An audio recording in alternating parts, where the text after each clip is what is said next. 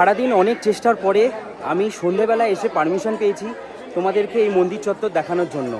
আজকে কৃষ্ণেশ্বর দর্শনের সব কিছু সম্ভব হয়েছে স্যারদের জন্য। Thank you sir.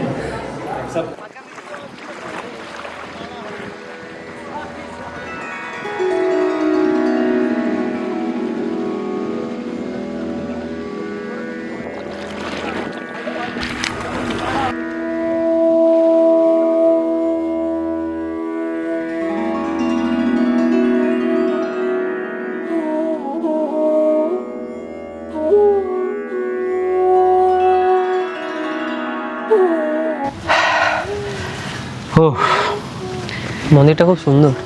এই হচ্ছে রানী রাসমণি যে মন্দিরটা দেখে দক্ষিণেশ্বরের মন্দির বানিয়েছিল, এটাই হচ্ছে আমাদের আনন্দময়ী মায়ের মন্দির, যেটা দেখতে তোকে আসতে হবে এই সুমরা বাজারে।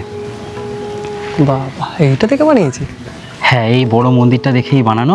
এই যে মন্দিরটা দেখছিস, হ্যাঁ, টোটাল 12টা মন্দির আছে। প্রত্যেকটার মধ্যেই মহাদেবের বসস্থান, একটা বাদে একটিতে আছে শুধুমাত্র গণেশ। হ্যাঁ, মহাদেবের মন্দিরে এবার গণেশ। হ্যাঁ, তোকে একটা নতুনত্ব জায়গা দেখাতে পারলাম তো। হ্যাঁ, ভালো। মহাদেবও আছে, একদম মহাদেব, মা কালী আছে, সাথে গণেশ আছে। এটা আলাদাই।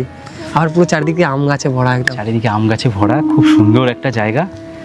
তাহলে আমাদেরও এরকম একটা নতুনত্ব জায়গাকার প্ল্যান করলে কেমন হয়, যেখানে আমরা কিছু নতুন দেখতে পাবো। বারবার তো আমরা 11টা 12 জ্যোতির্লিঙ্গ, আমরা তো কেদারনাথই যাই, আর বেনারস হয়েছে, এখন তো কত জ্যোতির্লিঙ্গ বাকি আছে, করলে হয় না? আমরা তাহলে গোয়া যাচ্ছি যখন, তখনই তাহলে মহারাষ্ট্র ঢুকে 3টে জ্যোতির্লিঙ্গ কভার করে চলে আসি। হয়, হ্যাঁ, তাহলে 3-4 দিনের ব্যাপারটা হয়ে যাবে, আমাদের আবার দুবার করে যেতেও লাগবে না ওদিকে। ভীমাশঙ্কর, ত্র্যম্বকেশ্বর, কৃষ্ণেশ্বর, 3টে দর্শন একসাথে। ব্যাস, চলো তাহলে। চলো তাহলে, চলো। হর হর আর মহাদেব।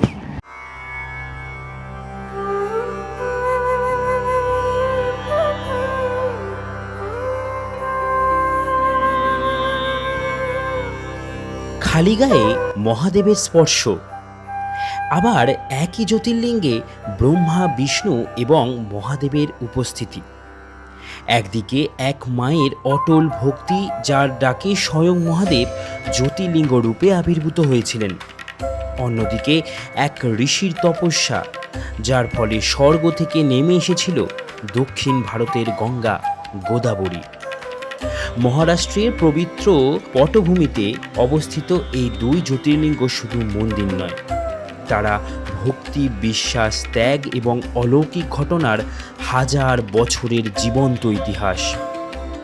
আজ আমরা যাত্রা শুরু করব এমন 2 শিবধামের উদ্দেশ্যে, যেখানে প্রতিটি পাথর, প্রতিটি মন্ত্র আর প্রতিটি কাহিনীর মধ্যে লুকিয়ে রয়েছে মহাদেবের অসীম মহিমা। চলুন প্রবেশ করি কৃষ্ণেশ্বর ও ত্র্যম্বকেশ্বর জ্যোতির্লিঙ্গের সেই রহস্যময় জগতে, যেখানে ইতিহাস আর আধ্যাত্মিকতা মিলেমিশে একাকার হয়ে গেছে। তাই আমার সাথে একসাথে বলো, হর হর মহাদেব। হাই সবাই, কেমন আছো? হর হর মহাদেব সবাইকে। শুরু করছি স্বপ্নের নগরী, স্বপ্নের সেই জায়গা মুম্বাই থেকে। আমি এসেছিলাম গোয়া ঘুরতে, গোয়া থেকে এসেছিলাম মুম্বাই, আর আজকে আমার গন্তব্য এই মুম্বাই থেকে বেরিয়ে যাওয়া কৃষ্ণেশ্বর আর ত্র্যম্বকেশ্বর। এই যে মহারাষ্ট্রে আছি, মহারাষ্ট্রের 2টো জায়গা, মানে 2টো জ্যোতির্লিঙ্গ আমি আগে ভীমাশঙ্কর দর্শন করেছি। ভীমাশঙ্কর আর এখন দর্শনে যাব না, কারণ হচ্ছে ভীমাশঙ্কর এখন বন্ধ আছে। আর এই হচ্ছে ওয়ার্ল্ড হেরিটেজ সাইট আমাদের মুম্বাই রেলওয়ে স্টেশন। জানো যে এত সুন্দর একটা বিল্ডিং, যেটা এখনও, মানে এখন বলতে যেটা ওয়ার্ল্ড হেরিটেজ সাইট, একটা দারুণ একটা জায়গা। চলো এবার এখান থেকে বেরিয়ে যাব আমি দেবগিরি এক্সপ্রেস করে। যাওয়া যাক, এখান থেকে বেরোনো যাক। আর এই হচ্ছে দেখো 1, 2, 3, 4, 5, 6, 7, এগুলো হচ্ছে সব লোকাল ট্রেনের জন্য, অসংরক্ষিত ট্রেনের জন্য, বা সাবারবান মেন এই ট্রেনগুলোর জন্য হচ্ছে এই জায়গা। দেখো সব লোকাল ট্রেন দাঁড়িয়ে আছে, পর থেকে এখান থেকে কিন্তু ট্রেন ছাড়ে। আর সব থেকে ব্যস্ততম রেলওয়ে স্টেশনের মধ্যে আমি আছি, যেটা হচ্ছে মুম্বাই রেলওয়ে স্টেশন। আর এখান থেকে যে 9 নম্বর, 10 নম্বর, 13, এগুলো হচ্ছে সব এক্সপ্রেসের জন্য। আর 14, 15, 16, 17, 18 যে দূরে দেখা যাচ্ছে, ওগুলো থেকে সাধারণত আমাদের ট্রেনগুলো ছাড়ে, গীতাঞ্জলি। সময় আপডেট 9টা বেজে 23 মিনিট, আর আমরা উঠে পড়েছি ট্রেনে। এই হচ্ছে সাইড আপার, আর এই হচ্ছে আপার, যেটা আমি আর কে যাচ্ছে এখানে। এখানে আরেকজন যাচ্ছে, মহাদেব ভক্ত, আজকে মহাদেবের ছেলের আশীর্বাদ নিয়ে এসেছে। সিদ্ধিবিনায়ক গেছিল, তো দারুণ আমরা গেছিলাম সবাই। আর এই হচ্ছে আমাদের দুজনের লাগেজ। 4:30 সময় নেমে যাব, তাই কতক্ষণ ঘুমাবে জানি না। এখন উঠবো, খাবো, ঘুমাবো, ব্যাস। খাবার নিয়ে নিয়েছি প্যাক করে, এই যে বাইরে থেকে নিয়ে এসেছি পনির আর ফ্রাইড রাইস। তো এই এখন খাওয়া দাওয়া করব। এই ট্রেনটা প্রায় 901 কিলোমিটারের জার্নি করে, যেটা লিঙ্গামপল্লি পর্যন্ত যায়, মানে সেকেন্দ্রাবাদ ক্রস করে হায়দ্রাবাদ ক্রস করে মানে হায়দ্রাবাদই যায় ট্রেনটা। মানে কতটা দূর এই ট্রেনটা যায়, মানে সেকেন্দ্রাবাদ ক্রস করে বেগমপেট, তারপরে লিঙ্গামপল্লি বলে একটা জায়গায় যায়। তো এই হচ্ছে ব্যাপার। আর আমাদের যেখানে নামতে হবে সেটা হচ্ছে এই যে রাত 1:12 নাসিক ক্রস করবে, আর 370 কিলোমিটার দূরে যেটা হচ্ছে CPCN, সেই স্টেশনে আমি নামবো 4:40 আমি গিয়ে যে স্টেশনে নামবো সেটা হবে 4:15 370 কিলোমিটার দূরে, মানে খুব একটা দূরে কিন্তু নয়, জাস্ট উঠবো আর নামবো। যাই হোক, 5 মিনিটের হল্ট থাকবে সেই স্টেশনে। আমরা যে স্টেশন পর্যন্ত যাব সেটা হচ্ছে Chhatrapati Sambhajinagar railway station, CPSN, এই স্টেশন পর্যন্ত আমরা যাব। যাত্রাপথে, এই যাত্রাপথের তো স্টেশন প্রচুর, তবে আমাদের যাত্রাপথে এরপরে পড়বে দাদার সেন্ট্রাল, থানে, কল্যাণ junction, Kasara, ইটাটপুরি, Nashik road, Manmad junction, রোডগাঁও, লাসুর, তারপরে গিয়ে পড়বো CPCN। মানে আমরা 1, 2, 3, 4, 5, 6, 7, 8, 9, 10 নম্বর স্টপেজে গিয়ে আমরা নামবো। 13 নম্বর প্ল্যাটফর্ম থেকে ছেড়ে দিল আমাদের ট্রেন। সবাই আমার সাথে একসাথে বলো, হর হর মহাদেব। আমাদের গন্তব্য কৃষ্ণেশ্বর, আর তারপরে ওখান থেকে নাসিক। আমাদের টিকিট চেক হচ্ছে। চলো, মুম্বাই স্টেশন ছেড়ে বেরোচ্ছি। আবারও কখনো আসবো মুম্বাই, এভাবেই বিদায় জানালাম, নিজের বাড়ির পথে নয়, এক অন্য জ্যোতির্লিঙ্গের পথে। ছত্রপতি সম্ভাজিনগর স্টেশন আমরা ঢুকে গেছি। ওয়েলকাম টু बाबा के और एक शहर, নয়া শহর, নয়া শহর, নয়া জার্নি। অনেকেই মনে হয় এখানে ওই জন্যই আসছে, দেখ নাম্বার 17057। হ্যাঁ, ছত্রপতি সম্ভাজিনগর এই স্টেশন, যার আগে নাম ছিল ঔরঙ্গাবাদ। এখানে পৌঁছানোর জন্য আমি তো মুম্বাই হয়ে যাচ্ছি। কেউ যদি হাওড়া থেকে যেতে চাও, সেক্ষেত্রে পৌঁছাতে হবে নাসিকগামী যে কোনো ট্রেনে। যেগুলো মুম্বাইয়ের দিকে যায় সব ট্রেনই নাসিক পৌঁছায়। নাসিক পৌঁছে নাসিক থেকে অনেক ট্রেন আছে এই স্টেশনে পৌঁছানোর জন্য। তোমরা সেটা তোমাদের টাইমিং অনুযায়ী চেক করে নিও। 1 নম্বর প্ল্যাটফর্মে আমরা এসে পৌঁছালাম, আর এদিকে ট্রেন দাঁড়িয়ে আছে।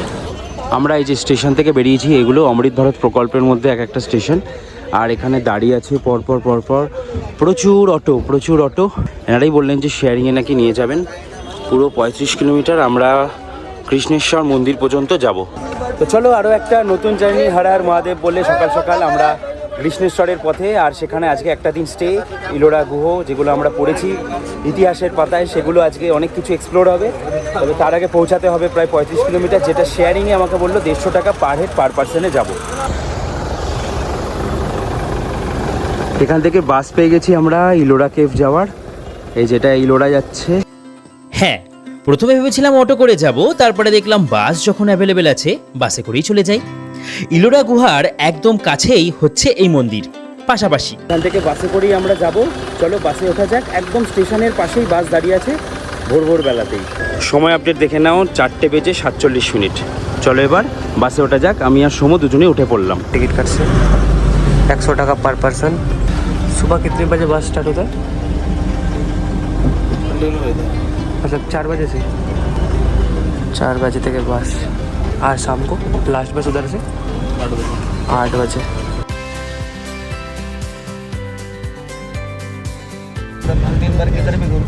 আচ্ছা, এখানেটা নতুন জিনিস, ডেইলি পাস এখানকার। আমরা স্টেশন থেকে তো বাস পেয়ে গেছি, আর আমাদের একটা সুবিধা হয়েছে, সেটা হচ্ছে এই বাসটার টিকিট নিয়েছে আমাদের এখান থেকে ইলোরা কেভ, মানে মন্দির পর্যন্ত আমাদের নিয়েছে 100 টাকা। আর এটা একটা ডেইলি পাসের মতন, যে টিকিটটা দিয়েছে এই টিকিটটাকে নাকি ভাঁজ করা যাবে না, ভাঁজ করলে নাকি সেটার ভ্যালিডিটি থাকবে না। আর এটা নিয়ে নাকি সারাদিন আমরা যে কোনো রকম এই 42 নাম্বার যে বাস আছে, এটা হচ্ছে 42 নম্বর বাস, যেটা স্টেশন থেকে একদম সকালবেলায় আমরা পেয়ে গেছি প্রথম বাস। এই বাসটায় নাকি সারাদিন যতবার খুশি চাপা যাবে, এটা বেশ ভালো লাগলো। তো আমাদের যাত্রাপথ হচ্ছে স্টেশন থেকে প্রায় 30 কিলোমিটার। অটো প্রচুর চাইছিল, প্রথমে অটো বলছিল 600 টাকা, তারপরে বললো 150 টাকা পার হেড, তারপরে আমরা দেখছি বাস দাঁড়িয়ে আছে, তো বাসে করে চলে যাচ্ছি। তো অনেক অপশান আছে, তোমাদের কোনো প্রবলেম আশা করি হবে না। যারা বেলার দিকে আসবে তারা তো প্রচুর অপশান পেয়েই যাবে। আমরা খুব লাকি ছিলাম, ভোরবেলাতেই বাবা আমাদের জন্য বাস পাঠিয়ে দিয়েছে, বাসে করে চলে যাচ্ছে। সবই বাবার কৃপা। নাহলে দেখতেও পেতাম না, সিটও ভর্তি ছিল, দুটোই সিট পড়েছিল। বললাম এসে বললো হ্যাঁ চলে আসো। হেভি ব্যাপার। যাই হোক, আবার একটা নতুন জিনিস জানলাম, আধার কার্ড তো দিলে সবচেয়ে বেস্ট এখানে। আধার কার্ডটা যেন নিচ্ছে সবার থেকে, যাতে সবাই ঠিকঠাক এদিকে জিনিস ব্যবহার করতে পারে। হ্যাঁ সবার থেকে চেয়ে নিচ্ছে। বেশ ভালো, আধার কার্ড দিয়েই টিকিট হয়েছে এখানে, খুব সুন্দর সিস্টেমটা। চলো মন্দিরের কাছে পৌঁছাই। আজকে সোমবার, আজকের তারিখ হচ্ছে 23 তারিখ, তাই তো? আজকের তারিখ এসে আমরা পৌঁছে গেলাম মন্দিরের কাছে। সময় আপডেট 5টা, 5:30। ইধারই পুরো খালি হয়ে যেতে হয়। কৃষ্ণেশ্বর টেম্পল হচ্ছে আমাদের এদিকে যেতে হবে, ঢুকতে হবে ভেতরে, ওই যে দেখা যাচ্ছে। আমরা নেমেছি, নামার পরে এই হচ্ছে পুরো পার্কিং এরিয়া। এই হচ্ছে পুরো পার্কিং এরিয়া, সমস্ত গাড়ি বাসগুলো দাঁড়িয়ে আছে। আর আমরা এখন এখানেই নেব হচ্ছে আমাদের থাকার জায়গা, থাকার হোটেল। সকালবেলায় আমাদের খুঁজে নিতে হবে একটু কোথায় আছে, একটু কষ্টকর তোমাদের জন্য করতে হচ্ছে, হর হর মহাদেব বলে। এই জায়গাটায় প্রবেশ করলে তোমরা এখানে অনেক হোটেল দেখতে পাবে। এখানে হোটেল সংখ্যা খুব লিমিটেড, তেমনভাবে কৃষ্ণেশ্বর মন্দির সবার কাছে পরিচিত নয়, তাই হোটেল পেতে খুব একটা অসুবিধা হবে না। আমরা এসে পৌঁছালাম সুপ্রকাশ হোটেলে। কি রে, হোটেল রুম পছন্দ? সকালবেলায় এসে আমরা কটা বাজে দেখো, 5:54। আমাদের ওখানে হয়তো আলো হয়ে গেছে, আর এখানে এখনও অন্ধকার। এই হচ্ছে আমাদের হোটেল, এসি রুম, কিন্তু এসি নিইনি আমরা, নন এসি নিয়েছি। আর এই হচ্ছে কিছুটা টয়লেট, এখানে হচ্ছে ওয়াশ বেসিন, বেশ সুন্দর। আর এখানে মনে হয় টিভি লাগানোর ব্যবস্থা করেছে, কিন্তু এখন লাগাইনি। ঠিক আছে, এখানে কেউ টিভি দেখতে আসে না, এখানে সবাই দর্শন করতে আসে। ভগবানের অশেষ কৃপা যে আমরা সকাল সকাল এসে এখানে রুম পেয়ে গেছি। আর এখানে যদি নন এসি রুম নাও মোটামুটি 1500 টাকা খরচ আছে, আর যদি একদিনের জন্য নাও, আমরা 1.5 দিন থাকবো বলেছি, তাই 1500। এখানে 12 ঘন্টাও থাকা যায়, অনেকে দর্শন করে চলে যায়। তো এখানে 1200, 1000 সব কিছুর বাজেটেই তোমরা রুম পাবে। আমি ডেসক্রিপশনে নাম্বারটা দিয়ে দিলাম, তোমরা একবার কন্ট্যাক্ট করে নিও, তাহলে তোমাদের একটু সুবিধা হবে। আপাতত তাড়াতাড়ি ফ্রেশ হই, কারণ কি আজকে সোমবার। এক্ষুনি একজন আসলো, এসে বললো যে নাকি সকাল সকাল স্পর্শ দর্শন করেছে, তাই যদি আমরা এখন গিয়ে চলে যেতে পারি মন্দিরে, হয়তো হতে পারে আমরাও স্পর্শ দর্শন করছি। খালি গায়ে আমাকে সকালবেলা দর্শন করতে যেতে হয়েছিল, সরি এইভাবে ভিডিও দেখানোর জন্য। কৃষ্ণেশ্বর মন্দিরের নিয়ম হচ্ছে খালি গায়েই ভেতরে ঢুকতে হয়, তাই জন্য খালি গায়ে ভেতরে ঢুকেছি। তোমাদেরকে একটা জিনিস দেখাই এবার। আমার হোটেলের ছাদ থেকে কৃষ্ণেশ্বর মন্দিরের পুরো মন্দির জায়গাটা দেখা যাচ্ছে। এই দেখো কত সুন্দর লাগছে এখান থেকে মন্দিরটা। তোমাদেরকে আরও ক্লোজ দেখাবো, আমাদের ছাদের ওই অংশটায় গিয়ে চলো। আর একবার যদি দেখাই মন্দিরের চারিপাশ, এই দেখো কত সুন্দর, চারিপাশে পাহাড়। হর হর মহাদেব। মন্দির দর্শন করে, মন্দিরে বাবার মাথায় জল ঢেলে স্পর্শ দর্শন করে আমরা এখন হোটেল থেকে বেরিয়ে যাচ্ছি। আমরা যাব এখন ইলোরা কেভস, ইলোরা গুহার কাছে। আর সেখান থেকে আবারও এসে ইচ্ছা আছে বিকেলবেলা আবারও আমরা দর্শন করব এই কৃষ্ণেশ্বর বাবার কাছে। চলো আপাতত এখন বেরিয়ে যাই, তারপরে কি দেখছি সমস্ত কিছু নিয়ে তোমাদের সাথে কথা হচ্ছে। আর এই যে অটোতে করেও ঘুমিয়ে দেয়, মোটামুটি 6 পয়েন্ট ঘুমায়, মানে ঘুরিয়ে দেয়। এই যে অনেকেই ঘুরতে যাচ্ছে। আমি সাইট সিন ঘোরার ভিডিও আর সাথে ইলোরা গুহা যাবার যে ভিডিও, সেটাকে আলাদা একটা ভিডিওতে পরবর্তী পর্বে দেখাবো। এই পর্বে আমি স্পেশাল পারমিশন নিয়ে মন্দিরের ভেতরে কি নিয়ম আছে, কিভাবে পুজো দিতে হয়, এই ব্যাপারগুলো তোমাদেরকে দেখাবো।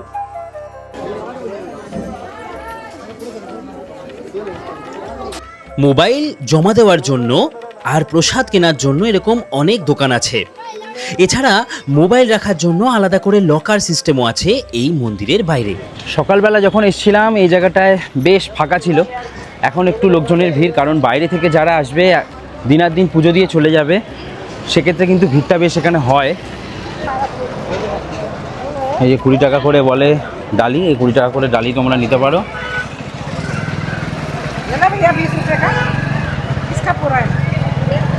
এখানে সব 20 টাকার ডালি। তারপরে কিন্তু এখানে 20 টাকার ডালি, তারপরে কি তোমাদেরকে দেবে, ওর মধ্যে নারকেল দেবে, আর তোমাদেরকে একটা ফল দেবে, ধুত্র ফল দেবে, বেল দেবে, হ্যাঁ এই সমস্ত কিছু। এই যে এখানে সব কিছু পাওয়া যাচ্ছে।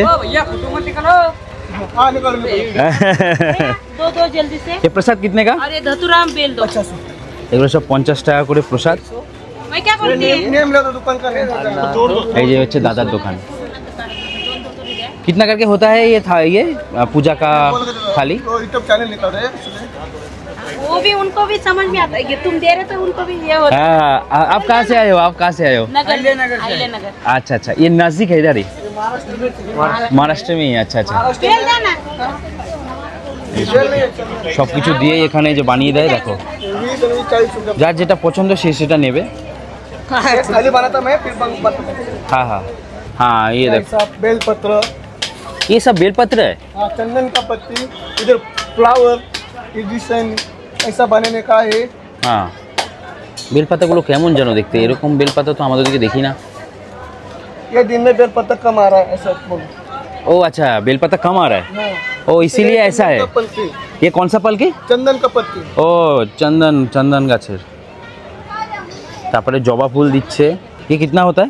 ये ऐसा, ये थाली 50 रुपीज का, 50 रुपए का पूरा। আচ্ছা, ये 50 रुपए का। তো এখানে আসলে তোমরা মোটামুটি 100-150 টাকার মধ্যে তোমাদের পুজো দেওয়া হয়ে যাবে। এখানে প্রচুর এরকম দোকান আছে যেখান থেকে তোমরা এই পুজোর সামগ্রী নিয়ে পুজো দিতে পারো। कम और कम रेट, ज्यादा रेट में मिले। हाँ। ये गरीब अपना ओम नमो शिव सेंटर একদম এই যে রাস্তা দিয়ে ঢুকেই হচ্ছে এই দাদার দোকান আছে, এছাড়াও অনেক দোকান আছে পরপর। ঠিক আছে, থ্যাংক ইউ। এখানে তোমরা মোবাইল রেখে যেতে পারো, এখানে সব মোবাইল লকার আছে। এই যে হর হর মহাদেব। এখানে পারমিশন পেয়েছি আমি ফাইনালি ভিডিও করার জন্য ভেতরে ঢুকে। অনেক কষ্টে, হয়তো মহাদেবের ইচ্ছে তাই তোমাদের আমি ভেতরের এই পরিবেশটা দেখাতে পারবো। কেমন হয় এই ভেতরের পরিবেশ, চলো তোমাদেরকে একবার দেখাই। এই মন্দিরের পেছনে লুকিয়ে আছে এক অসাধারণ ভক্তি, ঈর্ষা এবং ক্ষমার গল্প। অনেক বছর আগে দেবগিরি পর্বতের কাছে বাস করতেন এক ধর্মপরায়ণ ব্রাহ্মণ সুধর্মা এবং তার স্ত্রী সুদেহা। তাদের জীবনে একটাই দুঃখ ছিল, সন্তান না থাকা। বহু প্রার্থনার পরও যখন সন্তান এলো না, তখন সুদেহা নিজেই তার ছোট বোন ঘুষ্মাকে সুধর্মার সাথে বিবাহ দেন। ঘুষ্মা ছিলেন শিবের একনিষ্ঠ ভক্ত। প্রতিদিন তিনি 101টি শিবলিঙ্গ তৈরি করে পূজা করতেন এবং সেগুলো একটি পুকুরে বিসর্জন দিতেন। ভগবান শিবের কৃপায় কিছুদিন পর ঘুষ্মার একটি পুত্র সন্তান জন্ম নেয়। এদিকে সুদেহার মনে জন্ম নেয় ভয়ঙ্কর ঈর্ষা। এক রাতে তিনি ঘুষ্মার একমাত্র সন্তানকে হত্যা করে তার দেহ পুকুরে ফেলে দেন। সকালে সবাই শোকে ভেঙে পড়লেন। ঘুষ্মা অটল বিশ্বাস নিয়ে শিবের পূজা চালিয়ে যেতে থাকেন। পূজা শেষ যখন তিনি শিবলিঙ্গ বিসর্জন দিতে পুকুরের ধারে পৌঁছান, তখন অলৌকিক ঘটনা ঘটে। তার মৃত পুত্র জীবিত অবস্থায় ফিরে আসেন। ঠিক সেই মুহূর্তে স্বয়ং ভগবান শিব আবির্ভূত হন। শিব সুদেহাকে শাস্তি দিতে চাইলে ঘুষ্মা বিনীতভাবে তার জন্য ক্ষমা প্রার্থনা করেন। ভক্তের এই মহান হৃদয় দেখে মহাদেব অত্যন্ত প্রসন্ন হন ও সেই স্থানেই জ্যোতির্লিঙ্গ রূপে চিরকাল বিরাজ করার প্রতিশ্রুতি দেন। ঘুষ্মার নাম থেকেই এই জ্যোতির্লিঙ্গের নাম হয় ঘুষ্মেশ্বর বা কৃষ্ণেশ্বর জ্যোতির্লিঙ্গ। আজ এটি হিন্দু ধর্মের 12টি পবিত্র জ্যোতির্লিঙ্গের মধ্যে শেষ ও অন্যতম গুরুত্বপূর্ণ জ্যোতির্লিঙ্গ। এই গল্প আমাদের শেখায় সত্যিকারের ভক্তি, ক্ষমা এবং বিশ্বাসের সামনে সমস্ত অন্ধকার একদিন না একদিন পরাজিত হয়। এই হচ্ছে কিছুটা আমাদের এই 12তম জ্যোতির্লিঙ্গ, মহাদেবের অসীম কৃপা। তাই জন্য আমি আজ এখানে, এই হচ্ছে কিন্তু লাইন, পুরো এখান থেকেই কিন্তু লাইন, এভাবে তোমাদেরকে যেতে হয়। এই যে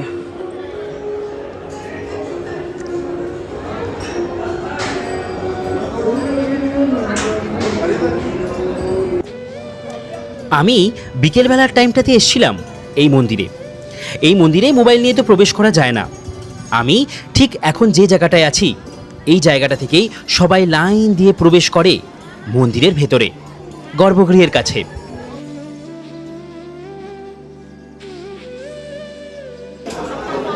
এখানে কিন্তু এই যে দেখতেই পাচ্ছ, ছেলেদেরকে ভেতরে ঢোকার সময় খালি গায়ে যেতে হয়, আর মেয়েদের কিন্তু কোনো অসুবিধা নেই। ছেলেরা কিন্তু সম্পূর্ণ খালি গায়ে যেতে হবে। এই হচ্ছে কিন্তু কৃষ্ণেশ্বর মন্দিরের নিয়ম। সারাদিন অনেক চেষ্টার পরে আমি সন্ধেবেলায় এসে পারমিশন পেয়েছি তোমাদেরকে এই মন্দির চত্বর দেখানোর জন্য। আমি এখন সন্ধেবেলার ফুটেজ তোমাদেরকে কিন্তু দেখাচ্ছি। এখন কি সুন্দর একটা জায়গা, যেখানে খুব তাড়াতাড়ি কিন্তু তোমরা দর্শন করতে পারবে। দেখো, সবাইকে কিন্তু খুলে তারপরে ভেতরে ঢুকতে হয়। এবার বলি, কৃষ্ণেশ্বর জ্যোতির্লিঙ্গে প্রবেশের আগে কেন খুলে রাখতে হয় শরীরের ওপরের পোশাক ছেলেদের জন্য। প্রচলিত বিশ্বাস বলে, মহাদেবের সামনে মানুষের কোনো পরিচয় নেই, নেই ধন, নেই পদমর্যাদা, নেই অহংকার। যখন ভক্ত গর্ভগৃহে প্রবেশ করেন খালি গায়ে, তখন তিনি পৃথিবীর সব বাহ্যিক পরিচয় বাইরে রেখেই প্রবেশ করেন মহাদেবের চরণে।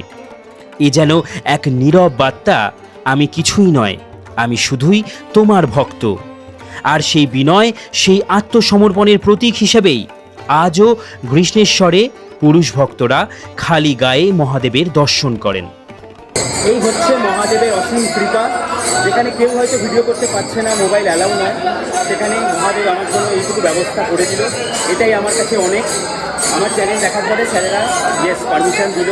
এটাই তোমাদের ভালোবাসা আর মহাদেবের কৃপা, ব্যাস। আর কি চাই? কৃষ্ণেশ্বর মন্দিরে 12তম জ্যোতির্লিঙ্গ একদম কাছ থেকে তোমাদেরকে দেখালাম কীভাবে সবাই স্নান করাচ্ছে, মহাদেবের আশীর্বাদ নিচ্ছে। হ্যাঁ, আমারও গায়ে থাকা এই পাঞ্জাবিটা খুলে তারপরে যেতে হয়েছিল খালি গায়ে দর্শন করতে। এরপর দর্শন মিলল সন্ধে আরতির।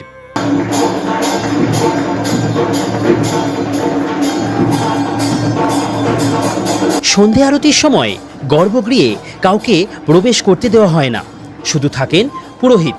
তবে এই বাইরেটাতে তোমরা কিছু জামাকাপড় পরেও থাকতে পারো।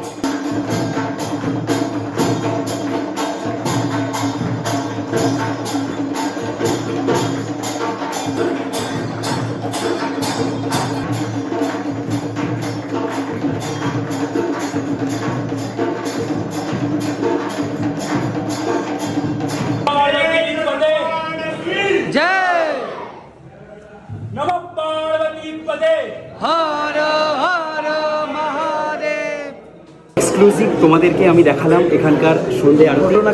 কেমন লাগলো তোমরা অবশ্যই জানাও। এরপর এলো সেই মুহূর্ত, গর্ভগৃহে হওয়া সন্ধে আরতির পুজোর প্রসাদ আমরা নিজের হাতে পেয়ে গেলাম। এই যে মহাদেব, এখানে আরতির প্রসাদ। আজকের এই ভিডিও সব কিছু সম্ভব হয়েছে স্যারের জন্য। আজকের এই কৃষ্ণেশ্বর দর্শনের সব কিছু সম্ভব হয়েছে স্যারদের জন্য। থ্যাংক ইউ স্যার, सबको बहुत बहुत क्या बोले और कैसे थैंक्स होता है शेयर করার জন্য কি জানা পড়তো ওই কথা শুনবে। যারা যারা গেছিলেন, মানে এই স্যার আর এই স্যার ভেতরে গেছিলেন, ये दोनों सर अंदर गया था, इसीलिए इन दोनों सर लोग को ये शर्ट जो है उतारना पड़ा। सबके लिए सेम रूल्स है कि हम पुलिस है या फिर हम जो है कोई नेता है, सबके लिए सेम रूल्स है। मतलब हम भी अगर जाएंगे अंदर तो हमको भी ये खोल के जाना पड़ेगा। तो यही है रूल्स। बहुत अच्छा सर लोग, बहुत अच्छे हैं, बहुत अच्छा। नमः पार्वती पते हर हर महादेव। কি পেলাম আজকে আমরা, অসাধারণ সব কিছু। বাবার প্রসাদ, ভাবছিলাম প্রসাদ পাবো না, পুরো গর্ভগৃহের মেন প্রসাদ পেলাম। এই যে আলাদাই তোমাদের জন্য কি না করলাম আজকে আর পেলাম আজকে। বাবা আজকে সব কিছু দিল। চলো এবার বেরিয়ে যাচ্ছি। কে বানাতে পারে আর ভিআইপি কে বানাতে পারে না। আজকে দিনটা কেমন গেল জানি না, সারাদিন আমরা খাইনি। কি খেয়েছি? ফল ফল, শশা, আখের রস। তাই হয়তো জানি না বাবার অসীম কৃপা ছিল যে ভেতরে গিয়ে আমরা দর্শন করব। স্পর্শ কতবার করেছি নিজেরাও জানি না এখনো, কতবার দর্শন করেছি। মানে 12 নম্বর জ্যোতির্লিঙ্গে এসে এরকমভাবে দর্শন কেউ করেছি কিনা আমার মনে হয় না, আমি কারো ভিডিওতে দেখি না। ভিডিও তো করবে কি করে, ভিডিও ফোনই তো ফোনই allow নয়। এটা ঠিক, সবাই হয়তো করতে পারে, এবার যাকে যেভাবে টানবে সে সেভাবেই আসবে। চাইলেও কেউ জোর করে আসে। আমরা এসেছিলাম 5 জন, ওদের সাথে কথা হচ্ছিল, ওরা এখন যাচ্ছে, ওরাও একটু মনটা ওদেরও খারাপ হচ্ছে। চোখ দিয়ে আমার জল বেরিয়ে যাচ্ছে, কিন্তু আমি ভিডিওর মধ্যে জানো ইমোশনাল হই না। আমি সিরিয়াসলি একটা কোনায় বসে না চোখে জল চলে এসেছিলো।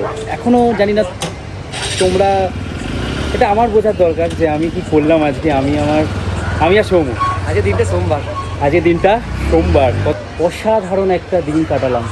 যাই হোক, আর কিছু বলার আছে? সকালবেলা 4টের সময় এসেছি, আমরা জানি না যখন চেক ইন হয় আমাদের মানে রুম নেই এখানে। একটা হোটেলে একটাই রুম ছিল, আমাদেরকে বললো একটা রুম আছে দাদা, পরে আপনারা অন্য রুমে শিফট করে যাবেন। তো তারাও শিফট করালো না, তারা বললো ওখানেই থাকবো আমরা কি সুন্দর রুমেও আছে আজকে। একটা সব দিক দিয়ে আমাদের একটা দারুণ দিন। কালকে বেরিয়ে যাবো ত্রম্বকেশ্বর। জানি না ত্রম্বকেশ্বর আমাদের জন্য কী ওয়েট করছে। ওখানে তো অনেক রেস্ট্রিকশন, হয়তো এত কিছু পারবো না। এখানেও রেস্ট্রিকশন, হ্যাঁ, জ্যোতির্লিং মানেই রেস্ট্রিকশন। প্রচুর কষ্ট করে পারমিশন নিয়েছি আমরা। সকালবেলা 4-5 ঘন্টা লেগেছে শুধু পারমিশনটার জন্য। মন্দির কমিটির সাথে বহুত এদিক ওদিক দৌড়াদৌড়ি করে বার করেছি। তার ফল তোমরা দেখলে। জাস্ট তোমাদের জন্য করলাম, আমার নিজের জন্য না। আমি হয়তো ভেতরে নিজের মতন গিয়ে দর্শন সব কিছু করতে পারতাম। কেমন হয় এক জ্যোতির্লিঙ্গের ভেতর সেটা তোমরা হয়তো এসে দেখো ডিসপ্লেতে, আমার কাছে লাইভ দেখলে। এই ভিডিওটা আমার কবে ভালো লাগবে জানো, যখন বয়স হয়ে যাবে, অনেকটা বেশি আসতে পারবো না, ঘরে বসে থাকতে হবে, এই দিনকে যখন ফোনে দেখবো আলাদাই একটা অনুভূতি। আমার যে ফিলিংস হচ্ছে আমি কিছু বোঝাতে পারবো না। এবার খেতে হবে, প্রচুর খিদে পেয়েছে। খাবারের দোকানের কাছে চলে এসেছি, পিওর ভেজ, সব ভেজ এখানে। খাবার দাবার খেয়ে আমি আর ভিডিও করছি না, আজকের মতন আমি ভিডিওটাকে এখানেই শেষ করছি। তোমরা ভালো থাকো, খুব ভালো থাকো, আরও ভালো থাকো। হর হর মহাদেব, সবাই এইভাবে আশীর্বাদ করতে থাকো। একদম, যেন নতুন টেস্ট এইভাবে নতুন নতুন প্লেস দেখাতে পারে আর এগিয়ে যেতে পারে। চলো।